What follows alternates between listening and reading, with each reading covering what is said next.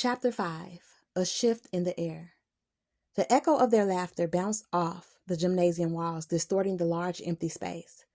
John was tossing an old basketball between his hands, challenging anyone to a game, while Charvel and Shanquetta sat cross-legged on the floor, giggling about old high school gossip. The air was filled with the musty smell of forgotten memories, dust, sweat, and echoes of their youth. Shy leaned against a faded banner that hung near the bleachers, eyes flicking between the others and Egypt, who sat on the floor gently rubbing her injured ankle. Egypt's face was tense, her lips pressed into a thin line. She hadn't spoken much since they broke into the school, and Shy could sense her growing discomfort.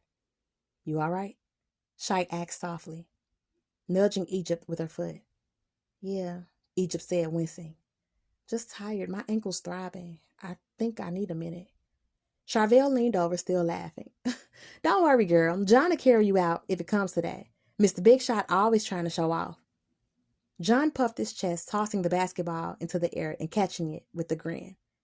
"Hey, I got you, Egypt. Hero in the flesh." "Yeah, okay," Egypt muttered, forcing a smile. But Shy could see the nervousness creeping in. It wasn't just her ankle. Something was wrong. She glanced around the gym, the playful energy starting to feel off. The echoes seemed louder now, too loud, like they didn't belong.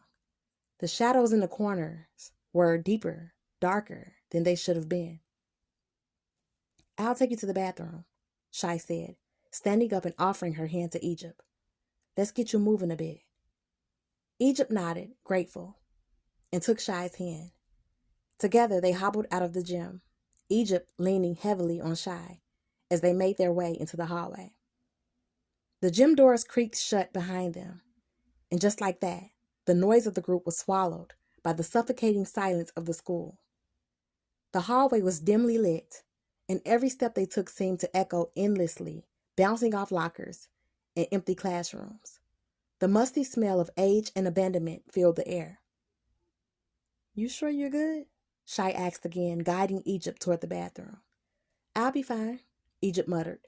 "I just need a break from all the noise in there. It's starting to mess with my head." "Yeah," Shy agreed, glancing at the empty hall. "It's weird, right? How quiet it is out here. Too quiet." They reached the bathroom, and Shy helped Egypt inside, propping her against the sink while she checked the stalls. The space felt cold, colder than the rest of the school. The mirrors were smeared with dust, and the old fluorescent light above flickered inconsistently, casting eerie shadows that stretched across the floor. "This place gives me the creeps," Shy said, trying to keep her tone light. But Egypt didn't respond. She just sat there, staring at her reflection in the dirty mirror, her face pale. "Shy, we shouldn't have come in here," Egypt whispered suddenly, her voice small and shaky. "Something feels wrong. You don't feel that?" Shy opened her mouth to respond, but then she saw it, just outside the bathroom door, smeared on the locker across the hall, a bloody handprint. Her breath caught in her throat.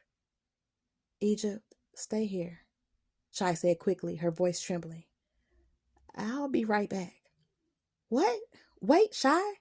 But Shy was already out the door, her heart hammering in her chest. She darted across the hall, staring at the crimson stain on the metal locker. Her stomach twisted. This wasn't a joke. Her mind raced as she turned and sprinted back toward the gym. The hallways felt endless now, stretching out before her as panic surged through her veins. She burst through the gym doors, breathless. "Guys," she shouted, her voice echoing in the vast space. "Something's wrong. I just found a—" John looked up, his grin fading. "What? What are you talking about?" "There's blood," Shy gasped, pointing back toward the hallway. "On the lockers. It's real. Something's happening." Charvel stood, her face going pale. "Wait, where's Egypt?" Shy froze, her heart sinking. "She's still in the bathroom. I had to run back." "Alone?" Shanquetta's voice was sharp. "You left her alone in the hallway?" I didn't think," Shy stammered, but the fear in her voice was unmistakable. She turned, already moving toward the door. "We need to get her now." Without another word, the group followed, their laughter and carefree banter from minutes ago forgotten. The atmosphere in the gym shifted, a palpable tension thickening the air. John, usually so cocky, was now quiet. His eyes narrowed as they moved through the darkened halls. The school felt different, colder, like the shadows had grown teeth. They reached the bathroom, the door still slightly ajar. Shy's breath caught as she pushed it open, her eyes scanning the room. But Egypt wasn't there. "Egypt!" Shy called out, her voice trembling. She glanced at the sinks, the stalls. Empty, no sign of her. Panic clawed at Shy's throat. "She was right here." The group fanned out, calling Egypt's name down the hall, but there was no answer.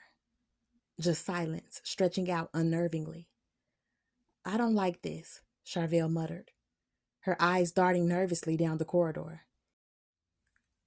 Where could she have gone?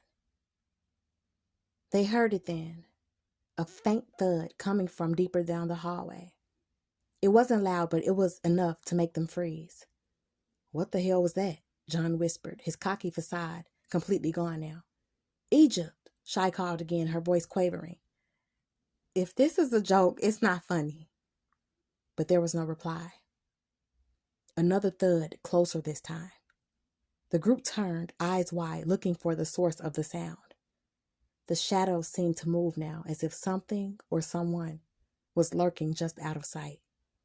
"We need to go," Shanquetta said firmly, backing toward the gym. "This ain't right. We need to get out of here." But before anyone could move, they saw it. A faint trail of blood smeared along the floor, leading down the hallway. And then the creak of footsteps slowly approaching from behind. They turned, but no one was there. The silence stretched thick and heavy as the sense of being watched crept over them.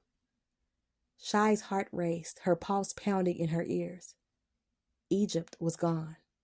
Something was horribly wrong. The hallway yawned before them, dark and endless. "Run," John whispered, and they did.